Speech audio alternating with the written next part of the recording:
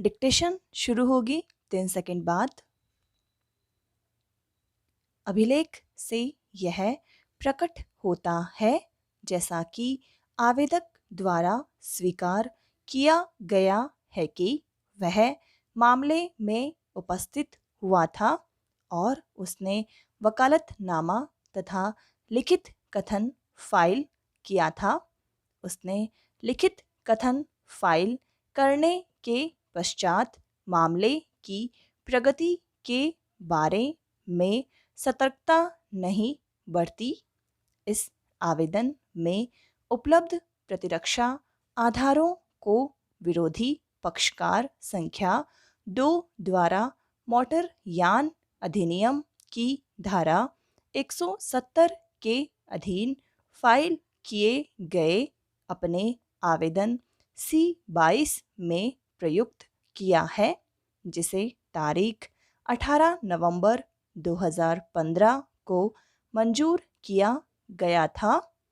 अब आवेदक स्वयं जानबूझकर की गई अपनी असावधानी का कोई फायदा नहीं ले सकता और उसे न्यायालय द्वारा पर्याप्त अवसर दिया गया था, चूंकि उसे कार्यवाहियों की पूर्ण जानकारी थी।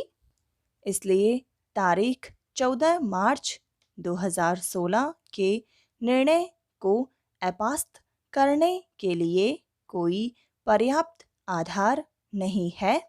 अतः आवेदन खारिज किए जाने योग्य है। अतः 13 नवंबर 2017 के पश्चात यह अपील तारीख 31 जनवरी 2018 को फाइल की गई है और वह भी 2 मास से अधिक की अवधि के पश्चात तथापि 1 वर्ष 29 दिनों के विलंब के लिए आवेदन में कोई समुचित कारण उल्लिखित नहीं किया गया है।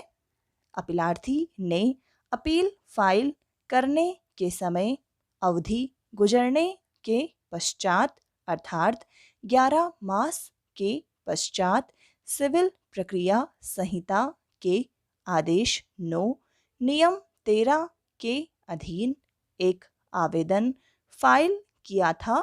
इसलिए अपीलार्थी अपील फाइल करने की अवधि के पर्यवसान के पश्चात संस्थित उक्त कार्यवाहियों का कोई फायदा पाने का हकदार नहीं है।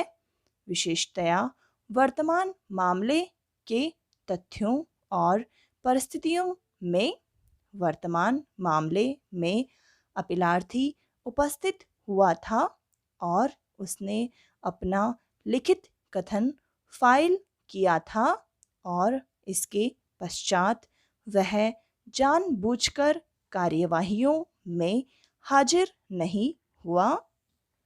अपीलार्थी यह प्रकट करने में विफल रहा है कि कब और किस प्रकार उसे आदेशों के बारे में पता चला। इस तथ्य से यह भी उपदर्शित होता है कि अपीलार्थी को कार्यवाहियों और उनमें पारित आदेशों की पूर्ण जानकारी थी और उसने विलंब के लिए कोई संतोषजनक स्पष्टीकरण नहीं दिया है। इस तथ्य से यह भी स्पष्ट होता है कि अपीलार्थी के विद्वान काउंसिल ने अनुपूरक शपथ पत्र के लिए समय लेने के पश्चात शपथ पत्र फाइल करने से इनकार कर दिया। पैरा इस बात पर बल दिए जाने की आवश्यकता है कि परिसीमा अधिनियम की धारा 5 और अन्य समान कानूनों के अधीन शक्ति के प्रयोग में एक उदारतापूर्ण और न्यायपूर्ण मत लिए जाने की आवश्यकता है। तथापि न्यायालय इस तथ्य की भी अनदेखी नहीं कर सकते कि सफल मुकदमेदार ने आक्षेपाधीन निर्णय के आधार पर कतिपय अधिकार अर्जित कर लिए हैं और मुकदमेदारी के विभिन्न प्रक्रमों पर खर्चों के अतिरिक्त अत्यधिक समय भी लगा है। वर्तमान मामले की तथ्यात्मक स्थिति में पर्याप्त कारण पद का क्या अर्थ लगाया जाएगा, यह बात विस्तृत रूप से स्पष्टीकरण की सद्भाविक प्रकृति पर निर्भर होगी।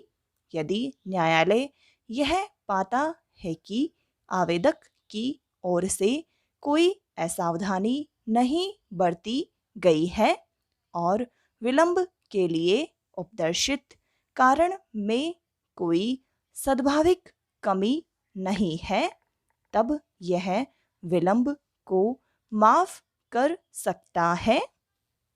इसके प्रतिकूल यदि आवेदक द्वारा दिया गया स्पष्टीकरण बनावटी पाया जाता है या वह अपने हित की कार्यवाहियों में आरंभ से ही असावधान पाया जाता है, तो विलंब को माफ न करने के लिए अधिकारिता का वैधानिक प्रयोग होता है।